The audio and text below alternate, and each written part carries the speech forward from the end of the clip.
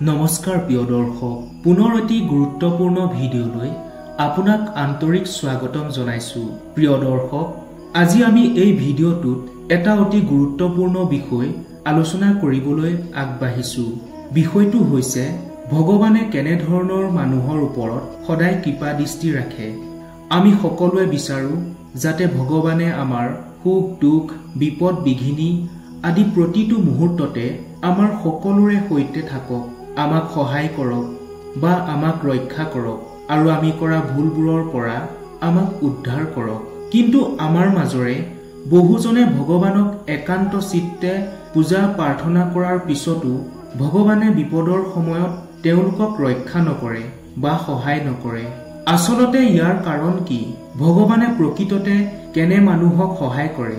যদি আপুনি ভগৱানক বিশ্বাস কৰে, যদি আপুনি এই কথাখিনি জানিব বিচাৰে, তেন্তে আপুনি আজিৰ এই ভিডিঅ'টো খুব ধ্যান দি সম্পূৰ্ণকৈ চাব লাগিব। আৰু যদি ভগৱানক বিশ্বাস নকৰে, তেন্তে এই কথাখিনি শুনিলেও আপোনাৰ একো লাভ নহব।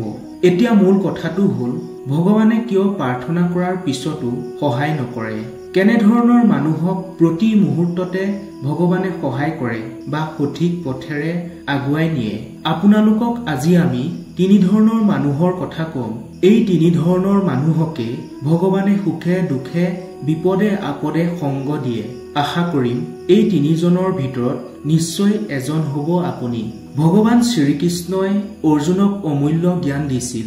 ভগৱান শ্ৰীকৃষ্ণই দিয়া সেই অমূল্য বাণী বা জ্ঞানকে আমি গীতা জ্ঞান বুলি মানি চলি আহিছো। আমি জ্ঞানৰ ওপৰত নিৰ্ভৰ কৰিয়ে জীৱনটো আগবঢ়াই নিয়াটো আৱশ্যক।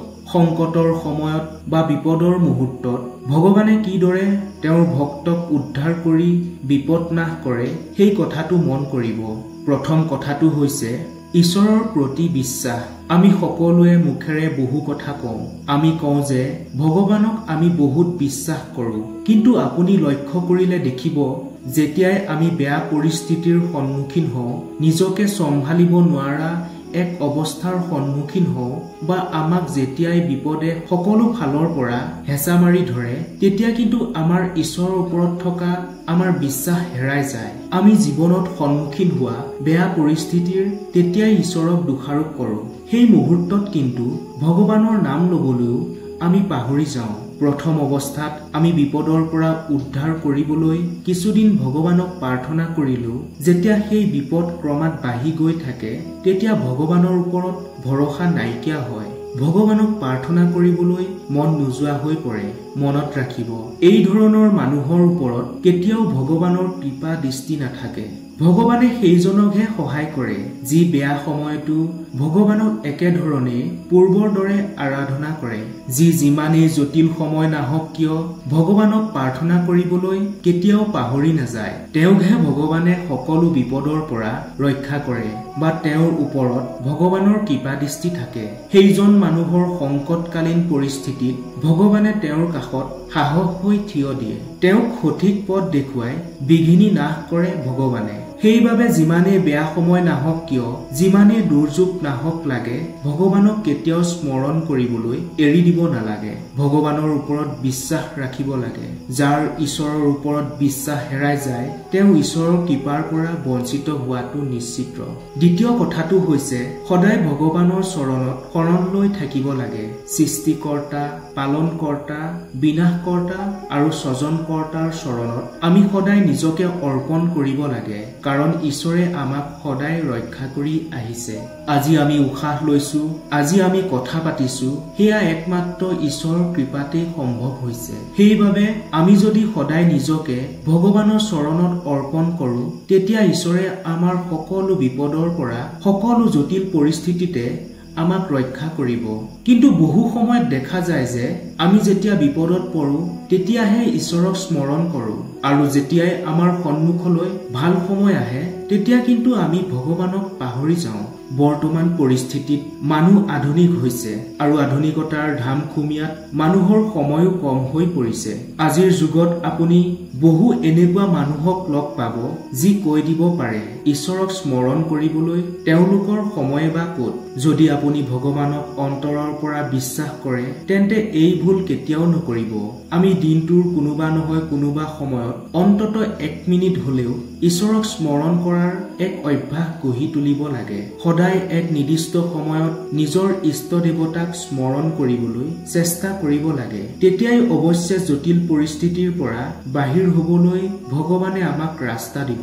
যিজনে সদায় ভগৱানক বিশ্বাস ৰাখি প্ৰতি খোজতে ভগৱানৰ নাম লৈ আগবাঢ়ে, যি সদায় ভগৱানৰ নামতেই সকলো অৰ্পণ কৰি প্ৰতিটো কাৰ্যত আত্মনিয়োগ কৰে, এক প্ৰকাৰৰ এই ধৰণৰ মানুহ ঈশ্বৰৰ প্ৰিয় পাত্ৰ হৈ পৰে। এনেধৰণৰ মানুহক ভগৱানে নিজৰ ভক্তৰূপে পালন কৰে, যাৰ বাবেই এনেধৰণৰ মানুহেই বহু ডাঙৰ ডাঙৰ বিপদৰ সন্মুখীন হৈও সেয়া বিপদ উফৰাই আগবাঢ়ি যাব পাৰে। তৃতীয়তে, সেইজনক ভগৱানে সহায় কৰে যি নিস্বাৰ্থভাৱে সেৱা কৰে। ভগৱানে কৈছে, নিস্বাৰ্থভাৱে যি মোক সেৱা কৰিব মই তেওঁকহে প্ৰতি মুহূৰ্ততে সহায় কৰোঁ। কিন্তু আমি স্বাৰ্থপৰ, সেইবাবে ভগৱানে আমাক সহায় নকৰে, কাৰণ আমি ভগৱানক প্ৰাৰ্থনা কৰিবই নাজানো। আমি কেৱল ফলৰ আশাতহে ভগৱানক প্ৰাৰ্থনা কৰোঁ। হে প্ৰভু, মোক যিকোনো প্ৰকাৰে এটা চাকৰি যোগাৰ কৰি দিয়া। হে প্ৰভু, নামঘৰলৈ এখন শৰাই আগবঢ়াইছো, মই যাতে এইবাৰ পাছ কৰিব পাৰো। হে ভগৱান, মই যদি এইবাৰ এই কামটো সফল হওঁ, মন্দিৰত অমুকটো বস্তু দিম। এইদৰে আমি ফলৰ আশা কৰি ভগৱানক প্ৰাৰ্থনা কৰো। যেতিয়া এই ফল আমি লাভ নকৰো, তেতিয়া সেই প্ৰতিশ্ৰুতিও পাহৰি যাওঁ। যেতিয়া ফল পাম তেতিয়াহে দিম বুলি কৈছিলো, এতিয়াতো নাপালোৱে, নিদিলেও হব। এইদৰে ভাবি লৈ কথাটো পাতলাই থৈ দিওঁ। কিন্তু এয়া সঠিক নহয়। মুঠতে প্ৰতিটো সময়তে আমি দানৰ বিনিময়ত কিবা নহয় কিবা এক প্ৰতিদান বিচাৰো। গতিকে আমি চেষ্টা কৰিব লাগে, মনটো সংযম কৰিব লাগে, যাতে আমি নিস্বাৰ্থ এটা মন লৈ ভগৱানক প্ৰাৰ্থনা কৰিব পাৰো। প্ৰাৰ্থনা কৰাৰ সময়ত যাতে আমি কোনো আশা বা ইচ্ছাৰ কথা ভগৱানক প্ৰকাশ নকৰো, বিনিময়ত যাতে একোৱেই নিবিচাৰো। যি এইদৰে নিস্বাৰ্থভাৱে ভগৱানক সেৱা কৰিব পাৰিছে, তেওঁকহে ভগৱানে বিপদে আপদে সুখে দুখে লগত থাকি সহায় কৰি গৈছে। আপোনাক পুনৰ মনত পেলাই দিব খুজিছো, 1. ঈশ্বৰৰ প্ৰতি সঁচা অৰ্থত বিশ্বাস ৰাখি আগবাঢ়ক। 2. সদায় ভগৱানৰ চৰণত নিজকে অৰ্পণ কৰক। 3. নিস্বাৰ্থভাৱে ভগৱানক সেৱা কৰা জন, এই তিনিজনৰ সদায় ভগৱানে সহায় কৰে। ভগৱানে নিজৰ ভক্তৰূপে পালন কৰে। সকলো বিপদ বিঘিনি নাশ কৰি ভগৱানে এই তিনি ধৰণৰ মানুহক সঠিক পথেৰে আগবঢ়াই নিয়ে। এই তিনিজনৰ ভিতৰত আপুনি বাৰু কোনজন? অনুগ্ৰহ কৰি কমেন্ট কৰি জনাব বুলি আশা ৰাখিলো। যদি আপুনি ভগৱানৰ এজন নিস্বাৰ্থ ভক্ত, তেনেহলে ভিডিঅ'টো এটা লাইক কৰি আপোনাৰ ভাল চিন্তা কৰা জনক ভিডিঅ'টো শ্বেয়াৰ কৰি দিয়ক। ধন্যবাদ।